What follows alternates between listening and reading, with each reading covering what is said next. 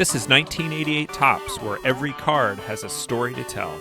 Your hosts are David McKellis and Matt Kuzma. Let's play ball.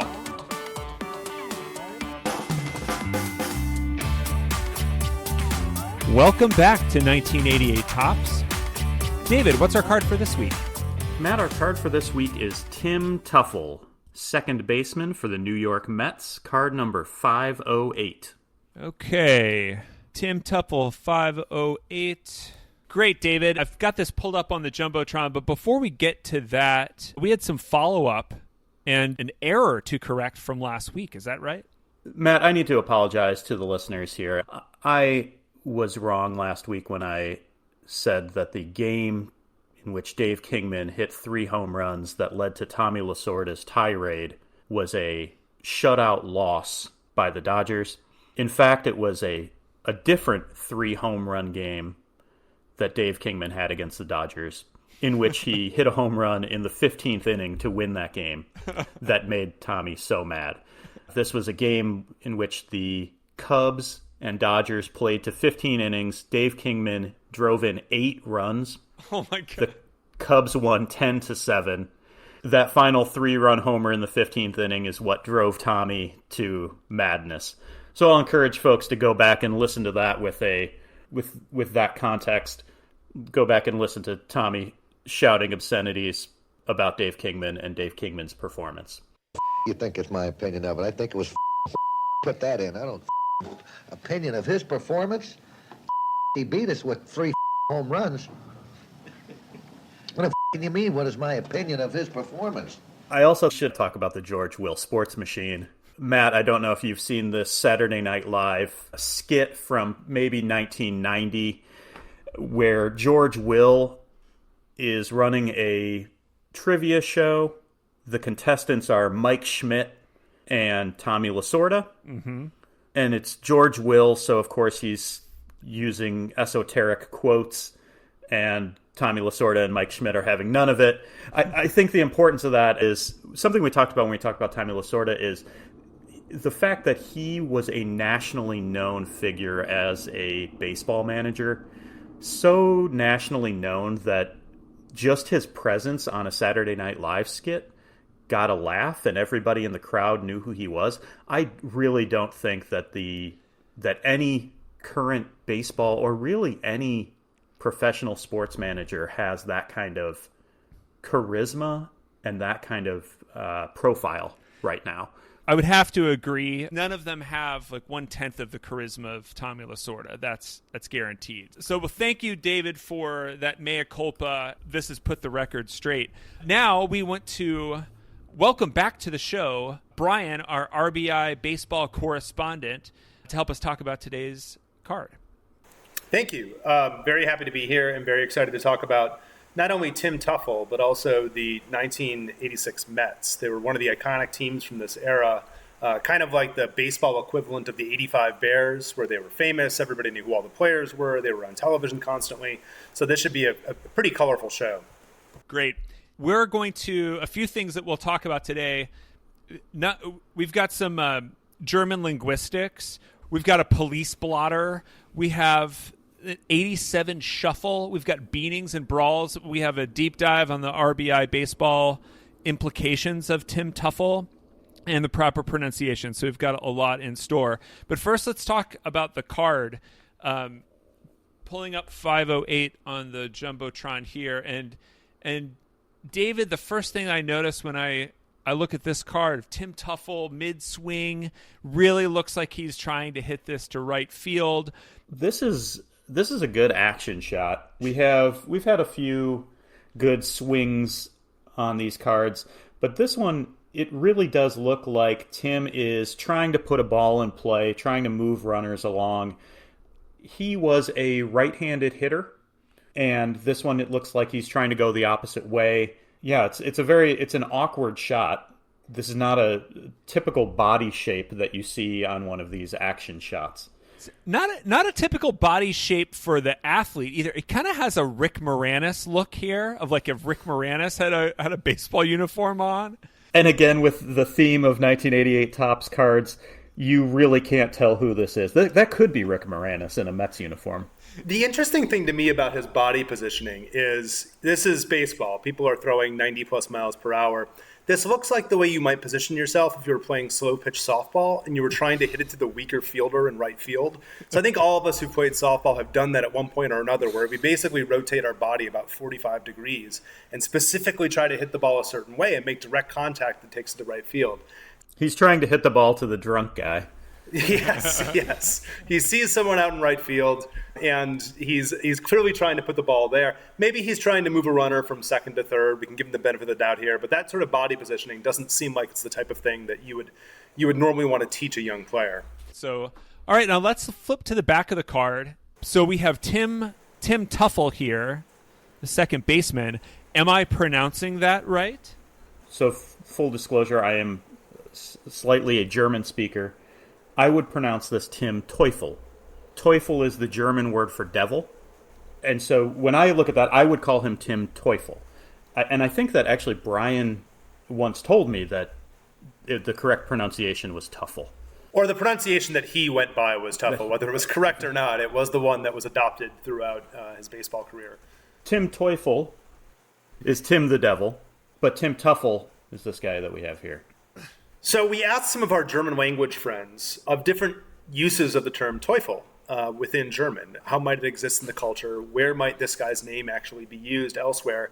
And it turns out that Feuerteufel, which means fire devil, was actually the translation given to Firestarter, the 1984 Stephen King film adaptation that starred Drew Barrymore, Heather Locklear, and Martin Sheen.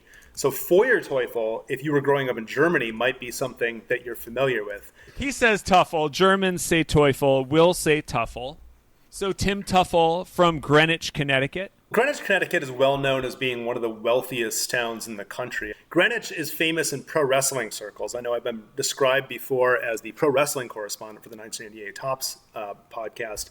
The McMahon family resides in Greenwich, Connecticut. Vince McMahon, the longtime owner of the WWE, and he's still the president of the board. Linda McMahon, who's been a political candidate, his wife, and then their children, Shane McMahon and Stephanie McMahon, each of whom are characters on television, along with being executives in the company. So back in 1999, they decided to play off of the fact that Shane McMahon, Vince's son, had this wealthy upbringing. So they brought in some of Shane's real-life childhood friends and nicknamed them the Mean Street Posse and billed them as being from the mean streets of Greenwich, Connecticut. And they would come to the ring wearing sweater vests, those V-neck sweater vests with sleeved T-shirts underneath them and khakis. And they would say that they were the mean kids from the mean streets of Greenwich, Connecticut, and called themselves the Mean Street Posse. It was phenomenally entertaining at the time. My friends and I, who grew up in Northbrook on the North Shore, we actually went to a Monday Night Raw on August 8th, 1999, dressed up as the North Shore Posse, each of us having gone to Gap, bought khakis, bought those sweater vests, and held up a sign saying that we were the North Shore Posse. That, of course, was, in pro wrestling circles, a famous Monday Night Raw because it was the Monday Night Raw where Chris Jericho debuted for the WWE and got into a verbal spat with The Rock. So I cannot think of Tim Teufel without thinking of the Mean Street Posse from the mean streets of Greenwich, Connecticut. Well, now we're going to just think about Tim wearing a sweater vest, but he was actually from a more working class background despite that affluence. He was a bit of a late bloomer. He ended up going to junior college in Florida and was a walk-on to a junior college team, which is pretty outrageous for a guy who went on to a pro career. He was drafted out of that junior college, but instead transferred to Clemson University, was drafted then again after a season in Clemson, but returned for his senior year, was then drafted in the second round after his senior year by the Minnesota Twins. Jimmy Key was on that same Clemson team, so a very good college baseball team. Drafted by the Twins in 1980, plays a couple seasons in the minors, which interestingly are not included on this card.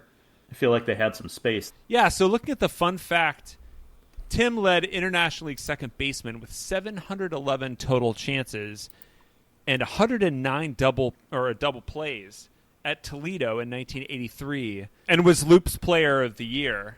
I think that this fun fact really buries the lead, and the fun fact here is that Tim had a ridiculous 1983 season with the Toledo Mud Hens.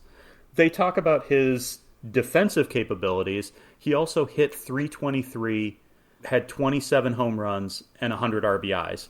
He was the MVP of the International League in 1983. Wow. So clearly he's moving through the Twins minor league system, gets called up late in the 1983 season. So there wasn't much to say about his 1983 season. As you'll see on the back of the card, he only played in 21 games.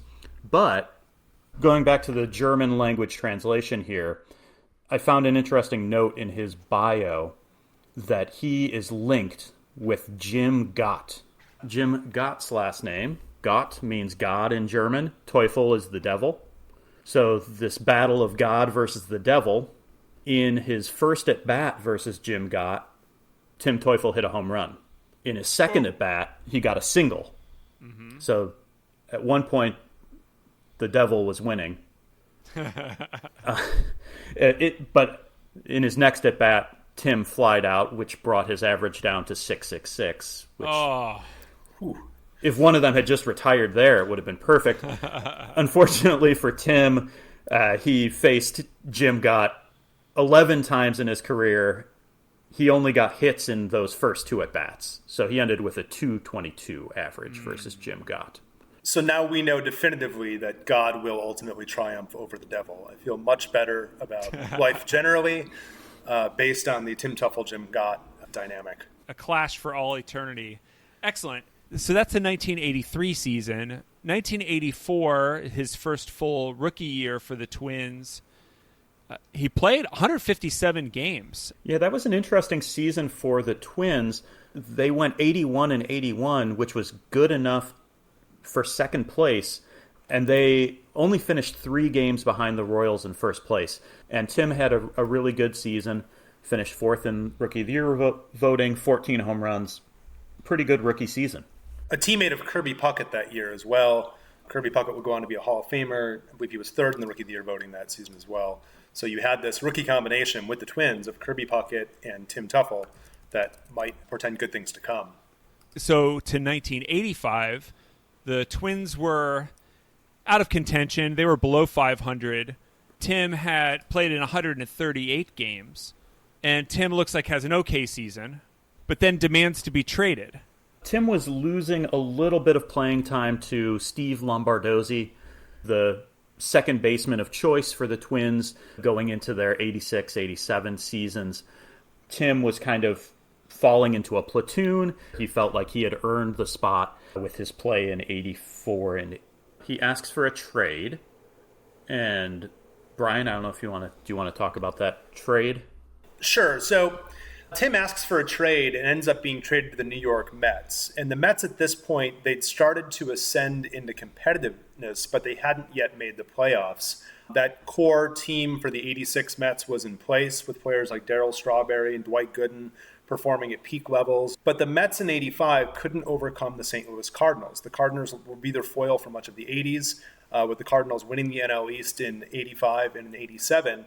The Mets felt like they needed additional batting against left-handed pitching, so they did 2 things. They went out and they acquired Tim Teufel, and they also brought up Kevin Mitchell, who will be, I'm sure, the subject of a future 1988 Topps podcast. So Tim Teufel came over as part of a trade where the Mets gave up Billy Beane, who was the future general manager of the Oakland A's, of course, and the subject of the movie Moneyball. And then also Joe Klink, a future A's lefty reliever, and Bill Latham, who only pitched about 16 innings for the Twins in 1986. So the Mets got Tim Teufel back and didn't give up a whole lot, and were able to then create a platoon situation of their own, where Tim Teufel and Wally Backman were the platoon, with Teufel playing primarily against left-handed pitching. It's ironic then that Tim Teufel demands to be traded to escape one platoon situation with Steve Lombardozzi, and then gets plugged into a platoon immediately with Wally Backman, one of the more popular players in the Mets of that era. This 86 Mets team is coming off a season where they went 98 and 64 in 1985. Big things expected. They still had the core of the team together going into 1986. After one game in 1986, in which the Mets won, so they were 1-0, George Foster, one-time MVP, great slugger of the 70s Cincinnati Reds, pulls together some of the guys to record a song that is, I think, immortal. And David, are you referring to Get Metsmerized? Get mesmerized. Get mesmerized. Get mesmerized. Get mesmerized. Get mesmerized. Get mesmerized. Get mesmerized. this song is terrible. It is. So George Foster was a 37-year-old. I don't know why these young players on the Mets were listening to their 37-year-old teammate about what was going to be cool and hip. They decided to do a Super Bowl shuffle style song one game into the season. Normally that doesn't go well for teams. But this included guys like Lenny Dykstra, Foster, Dwight Gooden, Darryl Strawberry, Howard Johnson, none of whom could sing, none of whom could rap. It includes lyrics like Rick Aguilera rhyming his last name with terror. Darryl Strawberry says, "California is where I'm from, but for New York, I hit home runs." So you're going to get those kind of outstanding lyrics, which, actually might fit in with some 80s rap songs. But we'll drop in Tim. For some reason, they asked their teammate Tim Tuffle to join, and Tim raps as if he's never heard music. He's really bad. I'm Tim Tuffle, let me begin by saying I was once a twin. I made the move, it feels just right. I've been mesmerized, I see the light. My name is Hojo, I'm here to This is a song I'm going to try to forget. You wouldn't be alone in having forgotten this song. It seems like everyone forgot about this song, including the team and the players involved. Even though they recorded it in April of that year, they didn't release it until August. It didn't sell great. Sold 120 copies of this special edition. By the time it was released, George Foster was no longer on the Mets. We're going to need to put together the ultimate list of these songs in an ongoing hierarchy. Get Metsmerized, Brewers Fever are in the lower end of that category. Completely agree. Now that we've all been Metsmerized, let's talk about this season. They got off to just a gangbuster start in 1986. They started the season at 20-4, so they were already winning a significant portion of their games right off the bat. At the All-Star break, they were 59-25. They were really the iconic team of that 86 season. Now, some of the source material for the more colorful aspects of the 86 season is from Jeff Pearlman's great book, The Bad Guys One, which I certainly highly recommend to anybody who wants to read about a team full of big personalities or has a specific interest in the 1986 Mets. And one of the more interesting tales that comes from that book is the relationship that Tim had with some of his teammates, in particular Darryl Strawberry. So Tim was viewed as more of the mild-mannered Christian type across this group of players, many of whom were heavy drinkers, some of whom could be quite outspoken. And apparently he would get a lot of razzing from Darryl Strawberry, and Darryl would call him Richard Head, and then would use that name Richard Head as his nickname in all sorts of different derisive comments that he would make about Tim Tuffle. And one day on the plane, Tim Tuffle got sick of it and finally stood up to his teammate Darryl Strawberry, who's probably twice his size and certainly 10 times as famous, and stood up to him and said, "I'm not taking any more of this." And the players got between them. And I guess from that point forward, Darryl Strawberry respected Tim Tuffle, and the two became quite good friends. Later this season came an incident where a number of players celebrating the birth of Tim Tuffle's first child decided to go out in the town one night in Houston after a game. And they went to a bar named Cooter's that apparently was well known for being a place that athletes would go to quite often. There were 5 of them that went out to Cooter's that night. It was Rick Aguilera, Ron Darling, Tim Tuffle, Bob Ojeda, and Darryl Strawberry. They went down, they sat, they had shots, they had additional drinks. Apparently one of the things about Cooter's that it was famous for was athletes in town didn't have to pay in order to drink there. And according to The Bad Guys One, Doug Sisk, a Mets reliever, had been arrested there 2 years earlier and warned them before they went that Cooter's may not be a place that you want to go to. They may be setting you up to where you're going to end up arrested by the end of the night if you go there, because that's the experience that Doug Sisk had. Strawberry apparently decided to head out early that night. He's far and away the most famous of the bunch. Probably didn't enjoy being out in that atmosphere as part of this big club with all these people staring at him. So apparently he left at about 11:20. The rest of the Mets stayed there and continued to drink throughout the course of the night, celebrating the birth of Tim Tuffel's first child. And they go, and it goes past closing time, and apparently the Mets won't leave. And eventually they're asked more forcefully to leave, and they start heading out the door. And Tim's got half a beer, and someone says, no, you can't take that beer out into the street, and tries to take the beer from him. And apparently the person who was doing this was an off-duty police officer who was on security detail for Cooters. Tim responded forcefully to that, apparently attempted to punch this individual in his inebriated state, and then was thrown up against a car and held there. Ron Darling came out to check on the situation. He was arrested himself. At some point, Bob Ojeda and Rick Aguilera came out to check on them. They ended up being arrested as well. And the four Mets ended up spending the night in jail and receiving charges for this incident at Cooters. This made the front pages of all the New York tabloids the next day. David Letterman even had a joke on his national late night talk show about Tim Tuffle. He said he contacted Mets management and they told him that was the most solid contact Tuffle has made all year. So the next day after these players were arrested, apparently due to some inside connections, they were able to get out of jail, and they actually played the next night in Houston, even though they were in the slammer at 3 a.m. Roger McDowell, who was a great reliever on the mid-'80s Mets and known as being an all-time prankster, decided to take the lockers of each of the four players who were arrested and used athletic tape to make it look like they were little jails within each of the lockers. It's the type of thing that if you know anything about Roger McDowell, you can completely see him doing. And then for Tim Tuffle, since he was the player who threw the famous punch, he covered Tim Tuffle's nameplate in the locker room and replaced it with the name Macho Camacho, named after Hector Macho Camacho, the famous and flamboyant boxer from the 1980s. So Tim Tuffle got quite a bit of good-natured ribbing from his teammates. They were certainly the sort of group who would look at an arrest like this as more of a point of pride than as something that they should look down on one of their teammates for. That is awesome. Brian, that's interesting that happened in Houston because the Mets famously defeated the Houston Astros in the NLCS and ended that series in the Astrodome in a 16-inning game. Now let's go to the 86 World Series itself.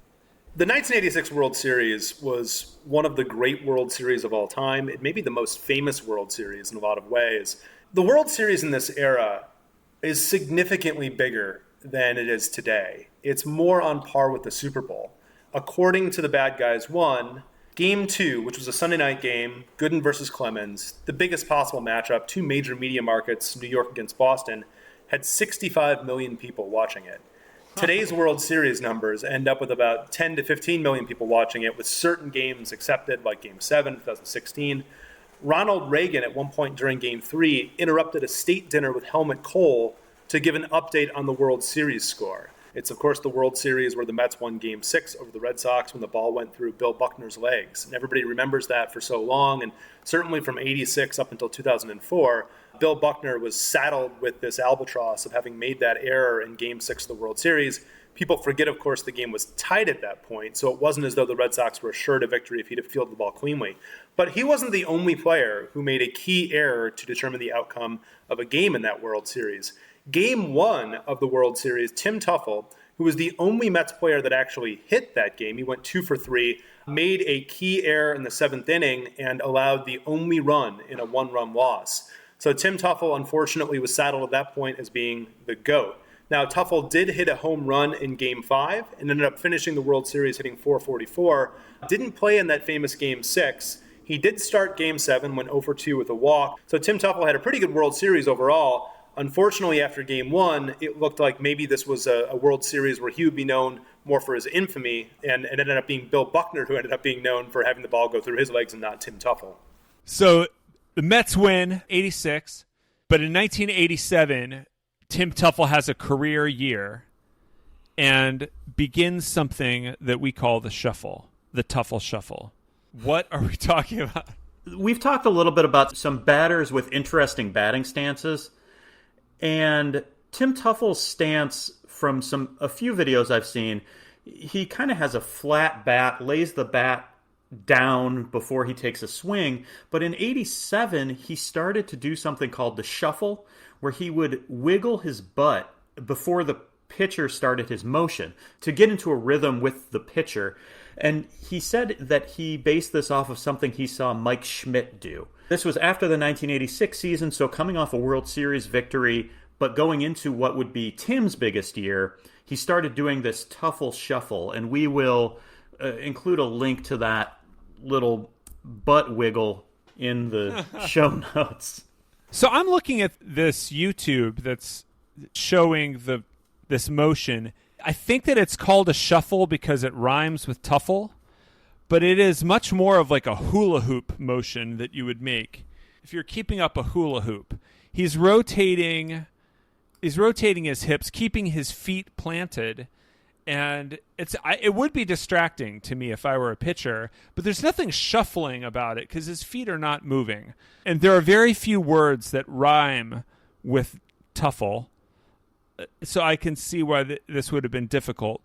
Duffle, fluffle, it's not going to work. None of those are going to work in describing it. Shuffle is the closest they can get, but I object to the name. Noted.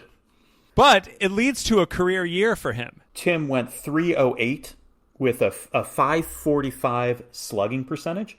He hit 14 home runs, 61 RBIs. He only played in 97 games, so still in that platoon situation with Wally Backman. This season is kind of like 1988 Topps legend Randy Reddy's season. Tim had the 18th best offensive wins above replacement in the National League, and was the only player in the top 50 in WAR to play fewer than 100 games. And this was actually a historic season in those terms. Among players who played fewer than 100 games, this is the 19th best offensive WAR season ever. So the names ahead of him in the modern era are guys like Ted Williams, Ty Cobb, Babe Ruth, and Fernando Tatis Jr., all of the greats. A really good season for Tim. He attributed that to the shuffle. The Mets finished 92 and 70, 3 games behind the Cardinals. But another thing in 1987 was RBI baseball. So we've talked in the past about what teams were included in the first RBI baseball game. Brian, do you want to talk about the Mets in RBI baseball and Tim Teufel? Sure. As we've discussed, the RBI baseball game has 2 all-star teams and the playoff teams from the 1986 and 1987 seasons. That leaves the 1986 Mets as one of the 4 playoff teams from that season as part of the game. Tim Teufel in that game is a backup player. Each team has 8 batters as starters, 4 pitchers, and 4 bench players. Tim is one of the 4 bench players for the Mets.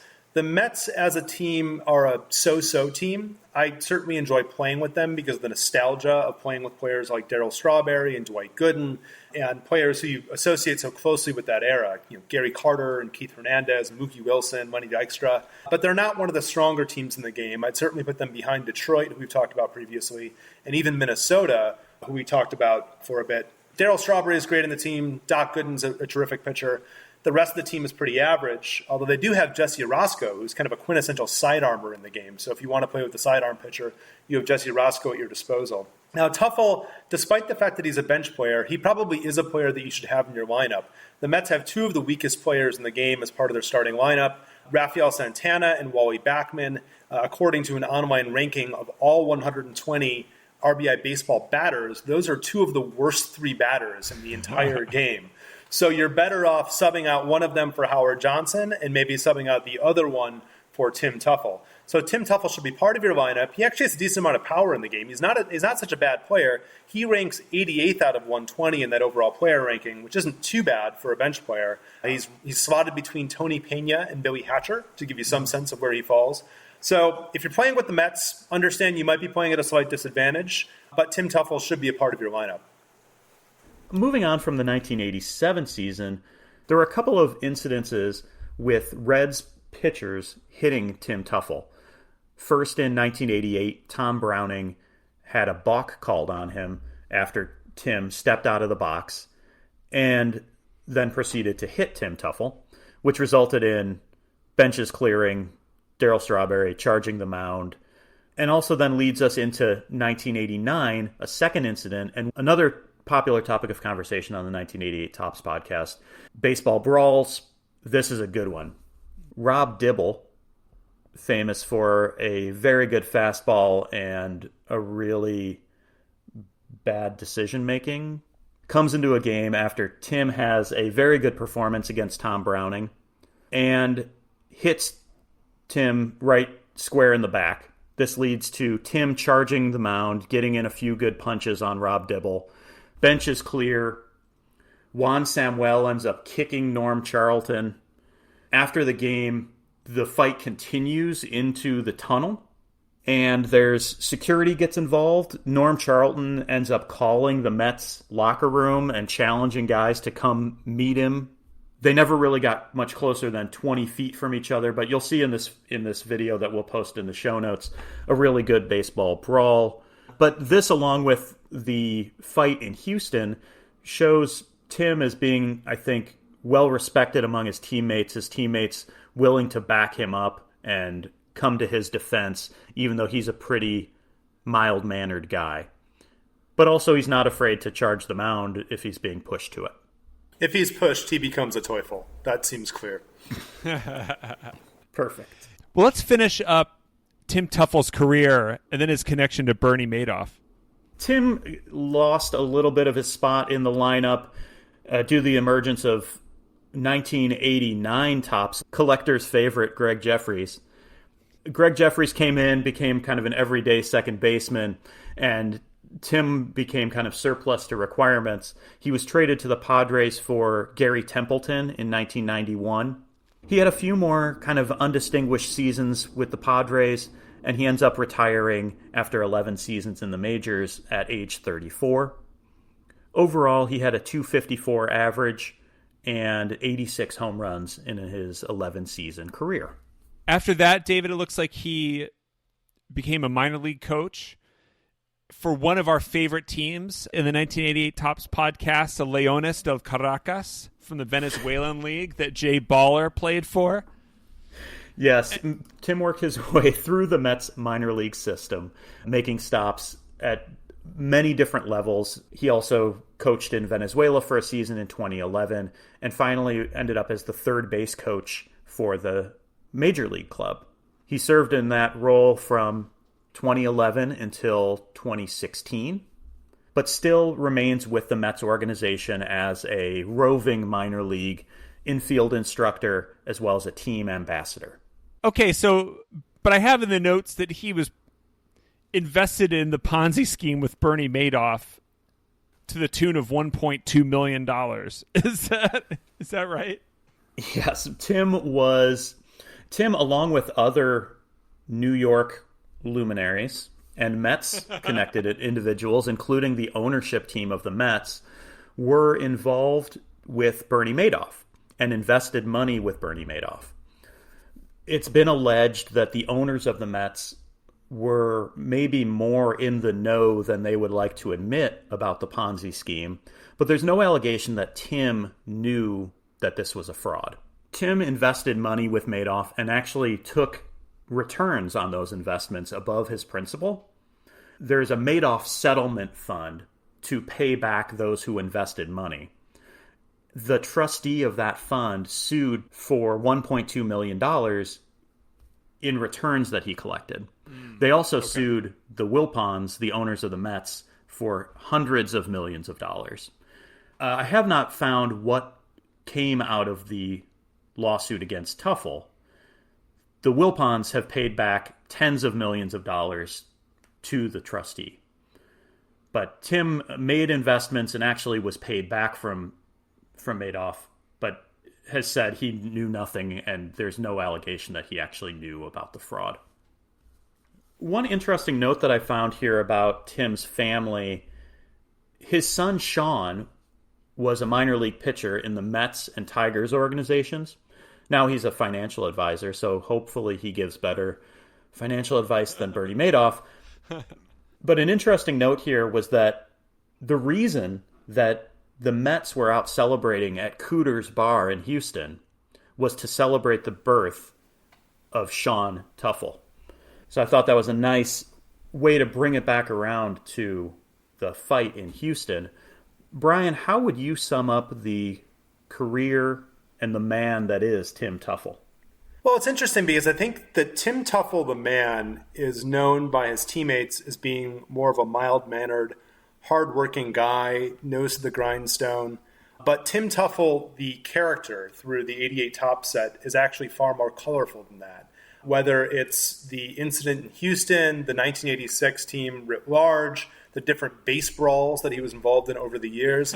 There's a lot of great colorful stories associated with Tim Teufel. So Tim Teufel, I think, is a perfect example of someone where once you dig beneath the surface, there's a lot more than meets the eye. That's a great way to wrap it up. So thank you, Brian. Appreciate having you on the show again. Thank you, David. Thank you to you at home for listening.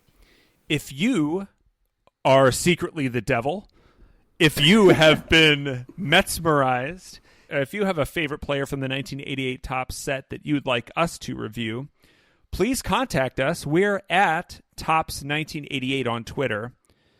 And you can email us at 1988topspodcast@gmail.com. You can also find us on Facebook. Our Facebook page is facebook.com/1988topspodcast. Thanks a lot, and we'll see you next week.